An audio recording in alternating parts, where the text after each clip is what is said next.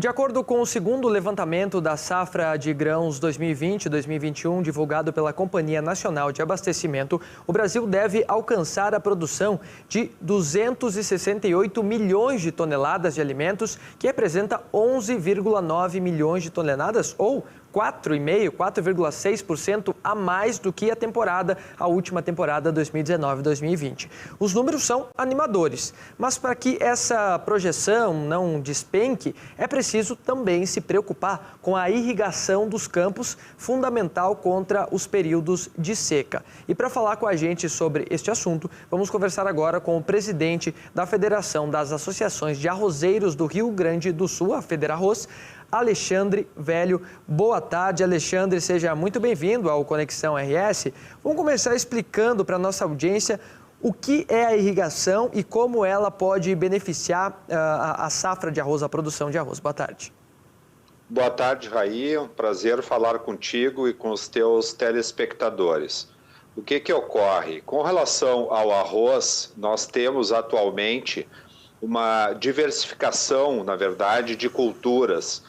Junto com o arroz, nós procuramos intensificar o sistema para ganhar em produtividade e baixar custos, alterando então o arroz com a cultura da soja e também com a própria pecuária.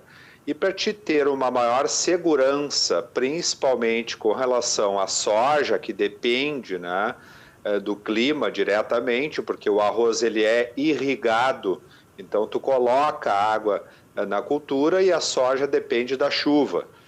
Esta dependência da chuva nos faz procurar então maneiras de ter mais segurança na atividade. E isso se busca então através de alguns sistemas de irrigação que os produtores usam.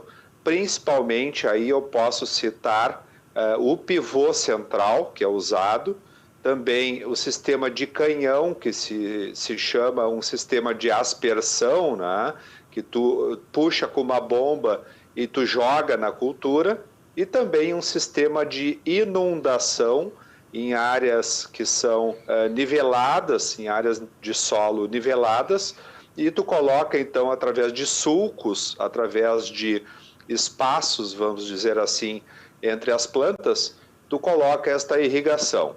Nós buscamos um sistema que traga segurança e mantenha, então, uma estabilidade na produção gaúcha. Tão importante aí, não só para o Rio Grande do Sul, como para o Brasil. Eu lembro que o arroz gaúcho, Raí, ele responde por 70% do arroz nacional hoje em dia. Então, o protagonismo que o Rio Grande do Sul tem nesta cultura, com um produto reconhecido mundialmente pela sua qualidade, reconhecido também pela sua sanidade, porque o arroz gaúcho é livre de resíduos, atestado pela Anvisa. Então nós temos que valorizar esta cultura, ainda mais agora, em época de pandemia, onde a segurança alimentar brasileira, no caso do arroz, foi garantida pelos gaúchos. Bom, Alexandre, hoje como está a situação da irrigação no Rio Grande do Sul? Há pouca irrigação ainda? Daí a gente tem que separar um pouco, No caso do arroz, nós temos alguns problemas de falta de água em função que as chuvas foram menores agora no período do final do ano passado e os reservatórios acabaram não enchendo, as barragens, enfim, não chegaram no seu nível ideal. Então nós temos alguns problemas pontuais, ainda bem que são pontuais por enquanto, de falta d'água para a cultura do arroz. E na soja, aí sim, é o que eu comentava anteriormente, é este sistema que o produtor tem que investir para adequar a sua propriedade e ter, através dos sistemas de irrigação, como eu comentei antes, uma segurança maior para que a cultura desenvolva de uma forma a apresentar aí um nível de produtividade alta.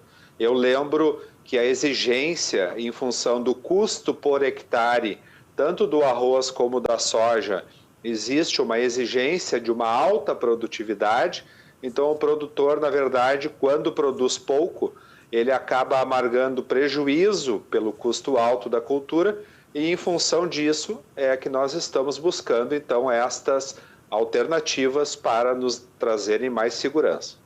Bom, essa previsão de 268 toneladas, se nós entrarmos num período de seca, o Rio Grande do Sul sofre bastante com a seca.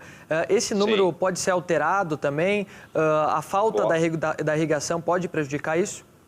Com certeza, este é um número ainda a ser confirmado. Nós dependemos ainda do próprio clima, o que nós teremos de chuva até o período da colheita, né? E isso é muito importante. E é em função da dependência talvez um pouco menor do clima, é que nós buscamos estes sistemas aí que nós vínhamos comentando de irrigação, principalmente na soja. Bom, o que é necessário hoje para que o produtor tenha acesso a sistemas de irrigação? O senhor acredita que seria importante algum tipo de incentivo para a área? Com certeza, nós buscamos junto ao governo federal alguns financiamentos com taxas de juros menores e também de longo prazo. Todo projeto que é necessário e o próprio equipamento para se usar aí um sistema de irrigação eficiente, ele tem um custo considerável. Então nós trabalhamos muito na busca de recursos para que o produtor possa então fazer este investimento, escalonar os pagamentos e honrar, obviamente, os seus compromissos junto ao sistema bancário. É fundamental que o governo federal reconheça tanto a irrigação como o próprio seguro da lavoura, enfim, são mecanismos de proteção tanto do produtor como do sistema financeiro e que acabam trazendo, então, tranquilidade para que o produtor possa investir na sua propriedade e garantir, né, como nós comentávamos, garantir, então, o abastecimento do varejo. E nós temos orgulho de dizer que o Brasil não ficou sem arroz em função da competência aí do produtor gaúcho, que é reconhecido pela sua capacidade técnica, pela sua alta produtividade, o uso crescente de tecnologia, e isso tudo faz com que o produtor gaúcho seja reconhecido nacionalmente também. Bom, quando se fala em irrigação, também uma das principais dificuldades também é em relação ao meio ambiente. Muitos ambientalistas criticam até o uso da irrigação. O senhor, como produtor e como líder aí da federação, o senhor vê que a possibilidade de um equilíbrio entre o processo de irrigação e o cuidado com o meio ambiente, que é muito importante para a gente e para que o produtor siga produzindo também, né? Com certeza, Raí. Tu tocaste agora num tema muito importante. O maior interessado, eu queria deixar claro isso, o maior interessado no meio ambiente, na proteção dele, é o produtor rural que depende deste meio ambiente.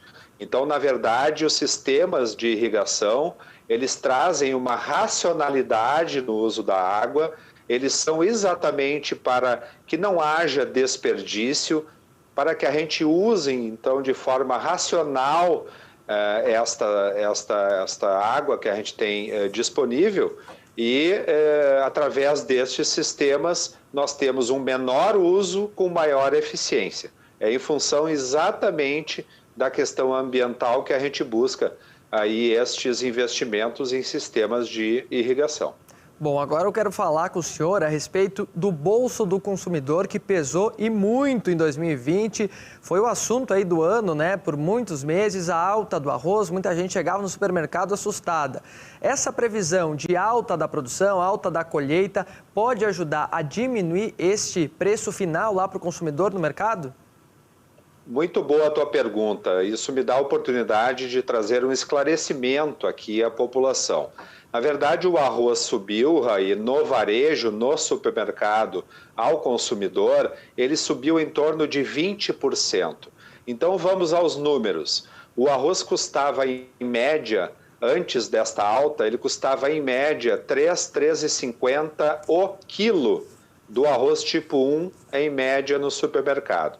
Depois da alta, ele veio, então, em função de mercado internacional, câmbio elevado, a área gaúcha ela vem diminuindo em função de vários problemas estruturais que a cultura do arroz tem ainda por resolver, e o arroz acabou então subindo para 4,50. Veja que 4,50, se tu comparar, tu pegar aí o prato tradicional do brasileiro, arroz, feijão, proteína e a salada, e é um prato excepcional, é um exemplo de nutrição, né? Nós temos o arroz como o mais barato deste prato. Eu quero salientar que o arroz é mais barato do que a própria alface. Feijão é muito mais caro que arroz, proteína nem se fala. Então, 4,50 o quilo, uma família de 3 a 4 pessoas vai gastar por mês com o arroz em torno de 20 a 25 reais, o que hoje é o preço de um hambúrguer. Eu lembro também, Raí, que um refrigerante custa 6 ou 7 reais. Um quilo aí, de feijão custa muito mais do que isso. Meio quilo de massa custa mais do que 1 quilo de arroz, né? Uma barra de chocolate é 10 reais. Então, na verdade, o arroz continua sendo um produto acessível. Nós sabemos que, em função da pandemia, temos muito desemprego, em função de problemas, então, de falta de emprego, gente que fechou os seus negócios, temos consciência disso, mas eu quero dizer também que no mercado internacional, ou seja, se nós formos buscar arroz de fora, ele vai chegar aqui hoje mais caro do que o produto gaúcho. E, além disso, ele não tem nem perto a qualidade do nosso produto. Então, eu quero deixar muito claro com estes números.